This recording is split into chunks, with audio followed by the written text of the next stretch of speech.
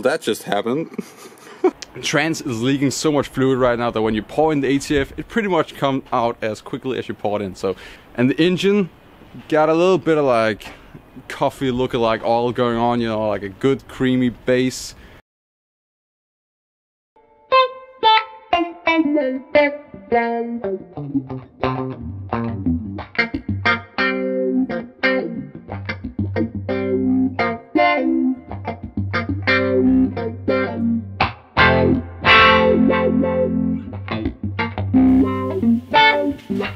Hey guys, welcome back to the channel. In today's video, we are tearing right into the Bondo Bandit. This is my 1972 Dodge Dart Pro Stock, Super Stock, drag car type of street machine that doesn't drive right now. The engine has pretty much coffee milk in the oil, and the transmission is pouring ATF quicker than you can pour into the filling tube. So today we're gonna tackle the transmission. Hopefully I'm gonna be able to drop the transmission without taking the engine out, and fixing the engine without taking the engine out. Well, hopefully it's just water getting into the intake because the guy didn't have any air cleaner on and the car has an open hood scoop. So let's jump straight into this. Okay, so I already found one problem.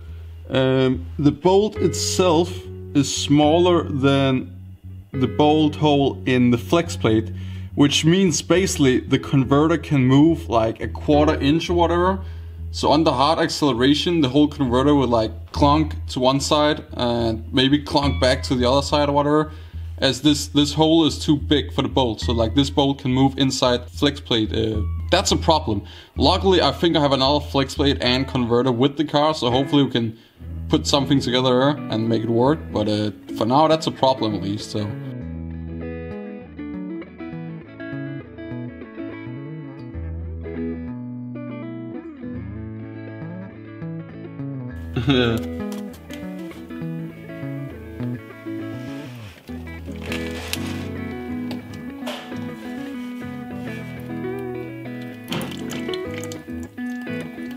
Well, that is just water. Ugh.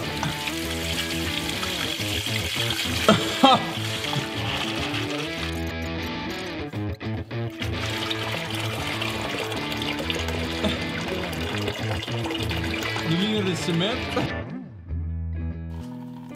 Well.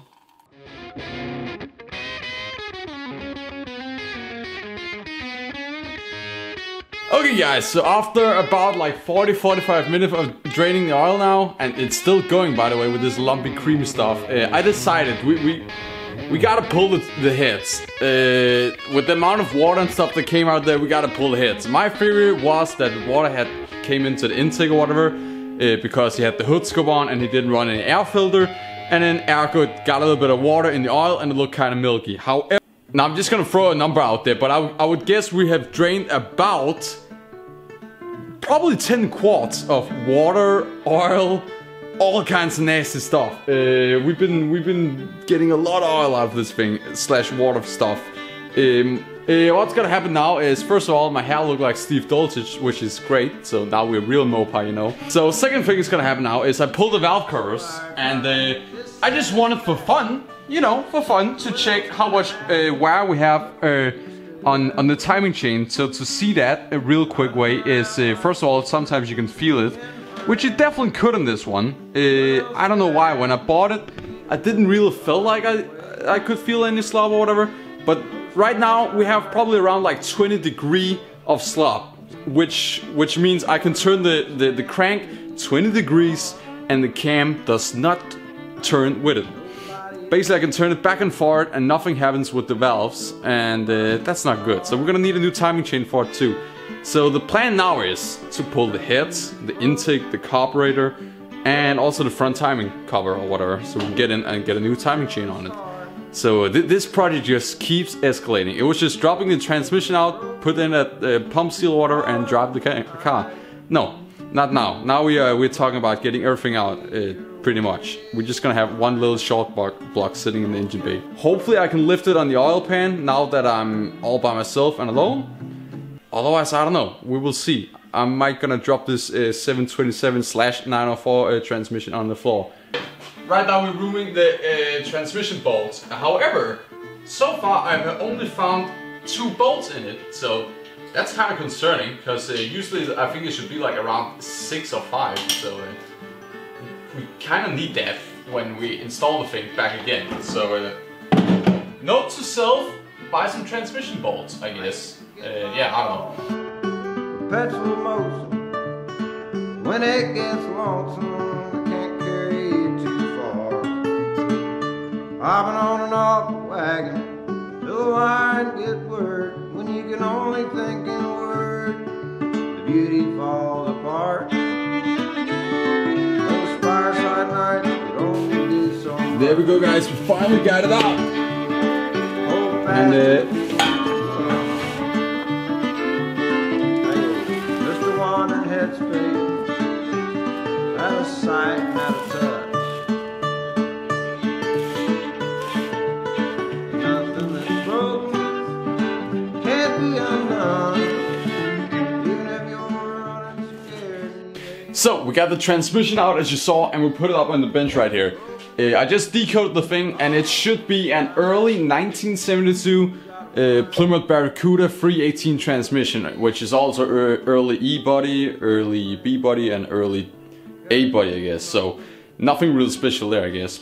So here's my conclusion right now. I'm not too scared of the pump house and seal itself. Also, in these Mopars, it sucks to take the oil pump off. I think you have to like tighten up your first band on the transmission and do all kinds of stuff and line it up and blah blah. Not gonna mess with that. So we're just gonna change the seal, the pump seal or whatever. And then I think we're gonna have to buy another converter. Also, we're gonna use this car for street driving, so I don't really want a torque converter that locks up at like 3,800 RPM. I think we're gonna go with the TCI 1700 RPM stall converter. I think they call it the street router or something.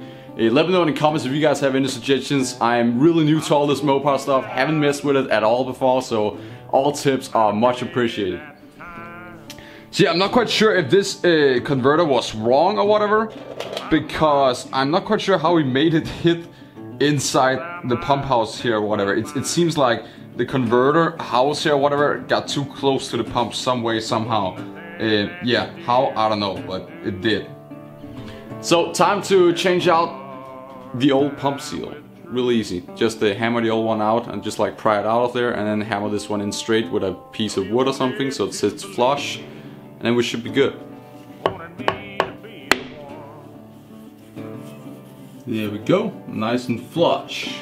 Okay, so the next step now is gonna be pulling the carburetor, the intake, front timing chain cover / water pump, distributor, dismount the headers, and then we're gonna get the heads off, and then we'll take it from there, I guess. All we know is this is a 1969 318 with the 9.2 or 9.5 compression. Not quite sure about that. I don't remember.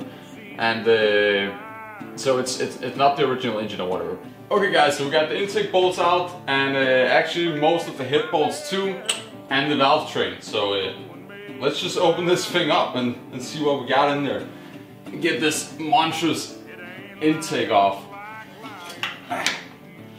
Like what? That's a heavy ass intake right there.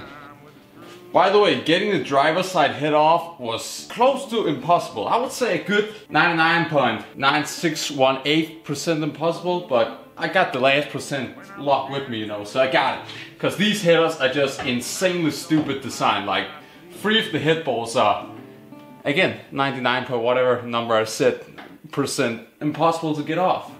I don't know who made those headers, but he should be killed out back, that's for sure. Ah! Hell yeah, cast iron. Okay, now we gotta get the tough one off here. I don't know if I'm gonna be able to, but I don't know. Hopefully the header's not too much in the way. Already broke loose the head gasket, so hopefully I'm gonna be able to finagle this thing out of here some way, somehow. Ah, come on. Ah. Will help me understand. How do we get this stuff in and out? Ah. Jesus Christ! Coming groove. Well, damn, I think I just pulled a muscle in my spine. Okay, so we got the top end off the engine now. But now, let's take a look at pistons, cylinder walls, cracks in the block, you name it, whatever it could be that caused the whole water problem. So I mean, a quick glance down here, looks pretty decent. I actually measured the bore and it came out to 3.9 inches. And I think stuck there 3.8 something-ish, I don't know. It was 3.97, these cylinders, whatever. Here's the only thing I noticed, is some of the bolt holes are bleeding this stuff out, this white chocolate. The only answer is that maybe, for some reason, the bolts go into like water jackets or oil jackets or something mixing up there. And we also had the literally same bolt hole over here, across right here. What you have these things, channels right here. That's why there's oil coming out. On the top hole right there and the bolt hole, same thing going on over here. Let me know if that's a common issue or whatever, because maybe it is as simple as just using thread sealers on these bolts and the engine would be perfect again. I don't know, but yeah, it ran real good, so that's the only problem is the whole oil thing. And of course, if you run an engine for long with that, I mean, we talk like 50 miles, then you know it's broken. Yep, you can't save that. So I guess I'm gonna act all smart and be an engine guy here for a second. I don't know. I checked over the intake manifold. Couldn't really see any leaks there on the gaskets or anything like that. I can see in the forums a lot of people have issues with them leaking if they're using the steel gaskets on aftermarket intakes and so far and stuff. But I don't know, I couldn't really see anything. Again, it's gonna get new gaskets and stuff, and I'm gonna remember to silicone everything up proper and stuff. But yeah. Also the heads, I'm not able to see any cracks or anything, you know, where you're like, oh holy shit, that's a water jacket right there, crack into the block and stuff. Can't see that either. The head gaskets, which would be the issue I guess, don't see anything either. No, nothing. Matter of fact, I think they're brand new Velcro head gaskets, so that's not the issue. Yeah, I really don't know where to go from here, honestly. I guess the next part gonna be timing chain cover and water pump. As I heard that the aluminum covers or whatever can sometimes disintegrate and then water can pour in to one or the other chamber or something, I don't know. We'll take it from there, but oh, that's a nice spot for a filler to lean on his car right here. We didn't really get much more clever on the whole water problem, but one thing I know for sure is I want new headers at some point, so go and donate to your boy down below. And luckily we also got the transmission out, and that should be an easy fix. Changed up the seal there, and that should hopefully be it. I'm also gonna give it an oil pan gasket, filter, rear house, seal, and that should pretty much be it. And then we're also getting a new flex plate, of course, for the bolt holes to match up. But the engine wise, that's gonna be the next video. Then we're gonna tear into pretty much the block and maybe even take the pistons and everything out, because I also want to know the state of the bearings if it's been running with water. So yeah, hope you enjoyed. See you in the next one. Yeah, this is just escalating into a huge project. I was supposed to drive the car like tomorrow, but nope, just not gonna happen. Guy's not lucky today, not today.